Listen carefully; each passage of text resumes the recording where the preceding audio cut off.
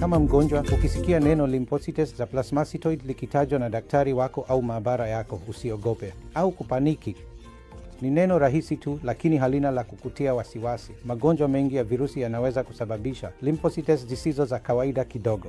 Lymphocytes ni kama wazima moto katika maambukizi mengi, hasa maambukizi ya virusi. Wakati lymphocytes hizi zinapopambana na virusi, hupitia mabadiliko fulani. Zinaonekana tofauti kidogo na lymphocyte ya kawaida, lakini kwa vyovyote vile, lymphocytes za plasmacytoid hazihusiani na saratani. Zinaonyesha tu kwamba una maambukizi ya virusi. Wakati mwingine maambukizi sugu pia yanaweza kusababisha lymphocytes za plasmacytoid.